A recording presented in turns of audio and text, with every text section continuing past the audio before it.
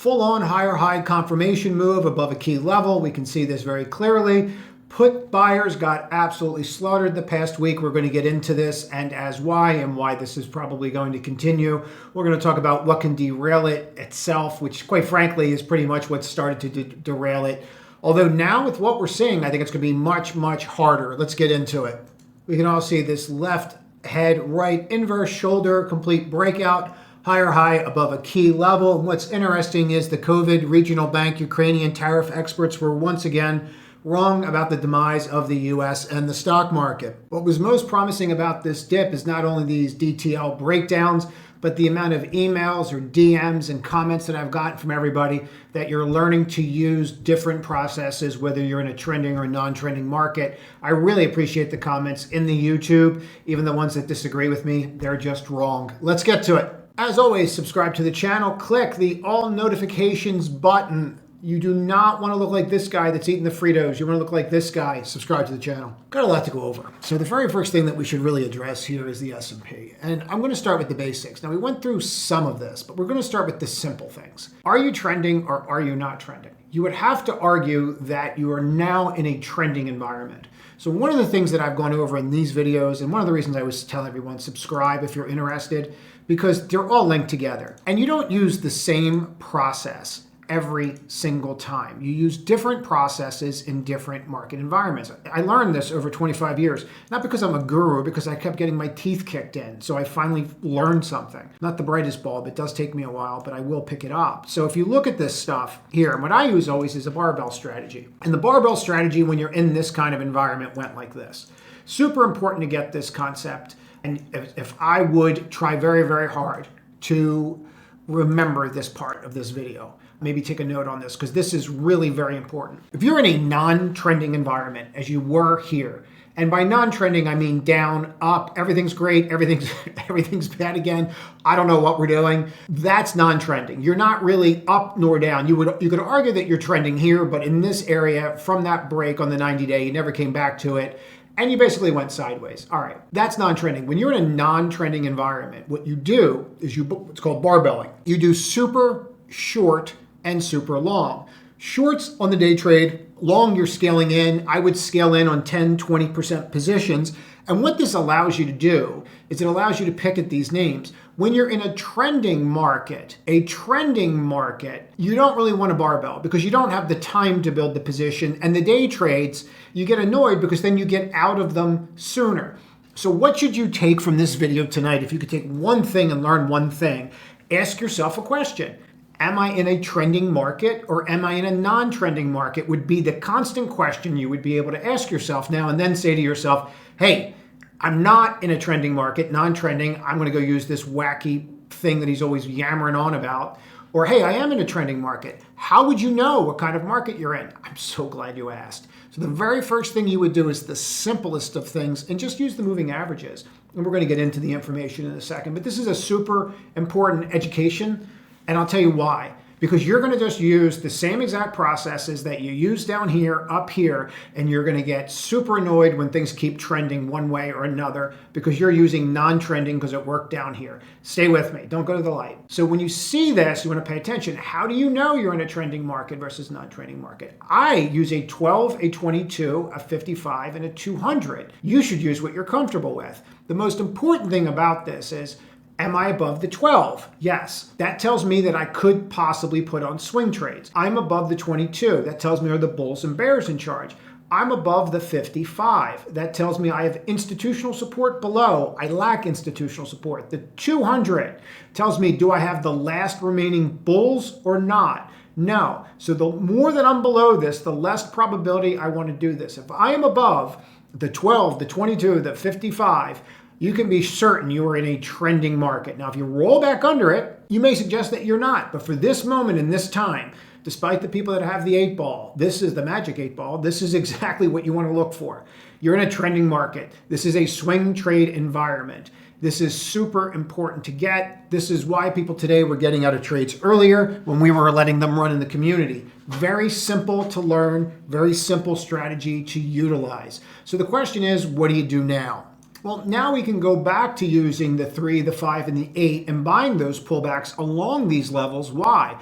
You're in a trending environment. So when the market gets close to that 5-day moving average, all of a sudden now we're going to start to want to watch it again. Same thing is true. Once you're in that trending market, it's very different. It's one of the things that I really wanted people to get this time around, and I think a lot of people did get it by the emails that I got. But for me, understanding that I'm supposed to wait for a 5-day moving average when I'm hitting the same level over and over again 5 times, like why don't I just buy support and sell resistance? Why? Because that's what works when in a non-trending market. How do you do that? Very short-term trades, or also if I was going into this and legging in for a long-term position. For those that are in the community, they know this. This is how we got a cost basis of like 240 on the stock, because we just kept legging into it on the dips as long as it held our support level. And now when it trends on those pullbacks, now we'll start using the moving averages again. Why? Because it changed. That's why you want to use different tools at different times. Sometimes you're the drywall guy, sometimes you're electrician, sometimes you're the plumber. It just all depends. Hopefully this makes a lot of sense. All right, let's go. David Sachs, who looks like he's about 400 years old in that photo. U.S. can curb AI chip risk without halting tech exports. Okay, this is kind of interesting. Why? U.S. does not need to block the global spread of AI chips and technology to manage national security risk, the White House official said on Tuesday, signaling more open stance to trusted allies as Saudi Arabia. David Sachs, the White House AI czar, made his comments in Saudi Arabia. Washington announced plans to rescind a modified regulation that would limit global access to artificial intelligence chips. Super important, because the language that Trump has been using over and over again to China is open up your markets. Does he think that they're going to open up their markets without us opening up our markets? No. And people would say, well, this is Saudi Arabia. And I understand that, but look at where the puck is going. So when we look at this update, NVIDIA's on fire today. We went over this in the public pre-market in great detail. We actually were trading it publicly this morning around 8:30, 8:45, right after CPI, which was a non-event. We're not going to spend any time on it tonight. It's kind of pointless. It came in line. I saved you about an hour of your life. So the Trump administration plans to repeal chips that were set to take effect later in the month, expand limits on American chips. AI diffusion published in January go into effect May 15th. So it was coming up, and he said, no, we're not doing that. The Biden AI rule is overly complex, overly bureaucratic, and would stymie innovation. We will replace it with a much simpler rule that unleashes innovation. Bottom line is they're going to sell chips to whoever they want to sell chips to. And this is really big because you had AMD take a $1.5 billion hit in 25 due to tight restrictions to China. Nvidia, $5.5 billion. How long for China? How long are you going to be able to tell China to open up their markets and then at the same time not allow them some access to what we have here? There's going to have to be some give here, and I think that that's where this is going. Take a look. Now, if you watch last night's video, the biggest thing that I wanted people to take away from it was it made zero sense to me at all. We actually bought this at the close yesterday, and I've had a swing trade on it for some time. This is one of those things that we actually picked at when we were talking about that kind of barbell strategy. You know, it's so funny, this thing at 85, nobody wants it. At 130, everybody can't get in fast enough, right? The most important thing about this, for me, and getting people to understand this is, it made zero sense that this wasn't lifting when they started talking about what they were going to do today. And then it started coming out right around 6:30, and then you had that 8:30 level right here where it just popped right after CPI. When people knew that CPI wasn't bad, this just lifted, and CPI was not bad. There's very little reason to spend any time on it whatsoever. And then we just ran from there. The important thing about this was it was pretty much telegraphed that this was going to happen. So what we have is the exact opposite of what people were saying. We're going to go into recession. Things are going to get closed. We're going to have closed borders. Instead, U.S. is selling more product to more people than we were previously 30 days ago. Intact. It's very different than what we were being told. We were also being told that earnings were going to be off, and I think it's 80% of all companies have already come out with earnings. So when we look at things like this, even for day trades or swing trades, whatever we're doing, it's presenting an opportunity. And that opportunity, quite frankly, you can tell hopefully by looking at these charts that you're going to need some other technical event or some other technical trigger here besides these charts that are going to tell you that this stuff's just going to roll over. You're going to really need something to kind of break us back down. I don't know how someone could look at this stuff now and see very clearly that your bottom is in. It's pretty darn obvious. A lot of people have that level of they don't want to believe it, but there's a lot of names here and there's a lot of structural things that happen technically today that make this very, very clear. Let's take a look at the day trade that we did on this and how we built this position during the day, and then we'll get to it. Once you flip that doji, that's it. You're going to go again. Buy more. When in doubt, just buy more. You start flipping those dojis. I think you get to 128 pretty easy today. Nothing to do.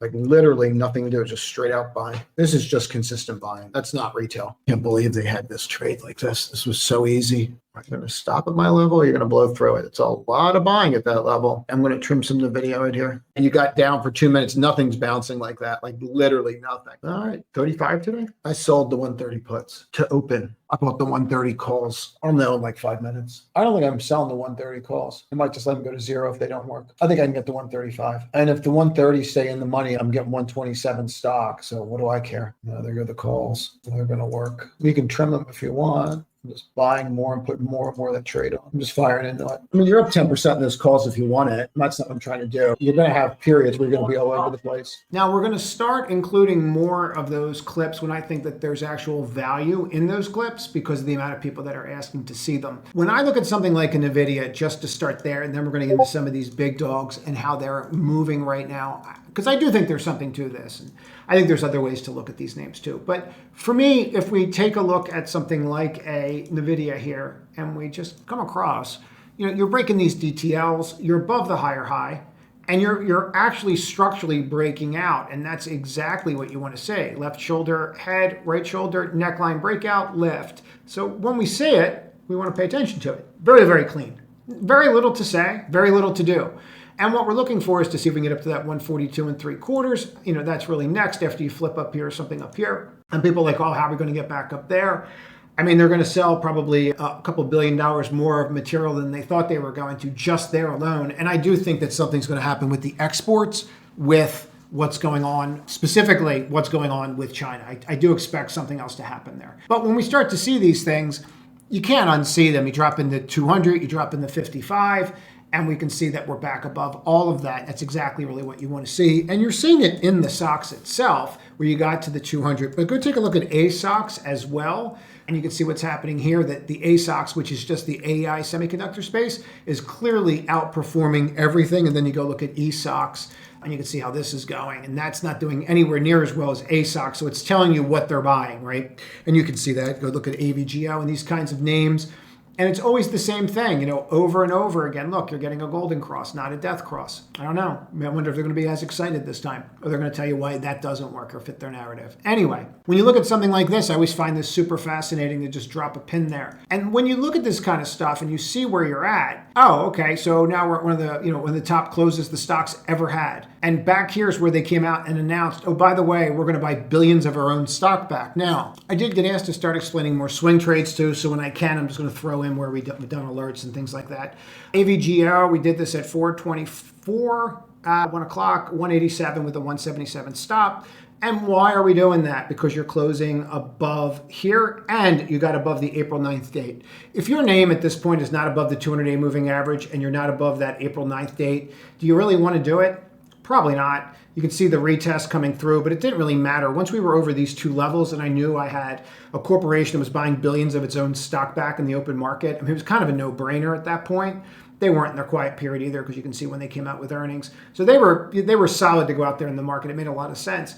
Now you're seeing people clamor for it up here, which is fine, but there's not really much to do. This is why it's so important to think for yourself. You always want to look at this stuff for what it is. And so when you come to these kinds of things and go, all right, well, I can see where we're at, and I can see this, you have this level up here, and that's going to be an issue. Yep, you mark off where your levels are, you wait and see how they happen, and once you see where they are and they're flipping those levels, you put the thing on, and it either works or it doesn't. And it doesn't really matter one way or another. But once that flips to a trending market versus a non-trending market, that's when you start using your trending tools, which can be lagging indicators in some place, like hence moving averages. But you're seeing a ton of buying here in these names. And I just find it interesting because when we start talking about the peanut gallery that was waiting for the end of the world, and you start looking at this stuff, you're down what, 6% now off the highs? And super important to get this. It's impossible to look at PLTR and tell me that it's going to fall off a cliff now. You're hitting all-time highs in this market. And this is what happens. You start getting new leaders. This is clearly becoming a new leader. You had earnings. They were decent. They sold down. You did your little 2-day hustle, and now you're back over.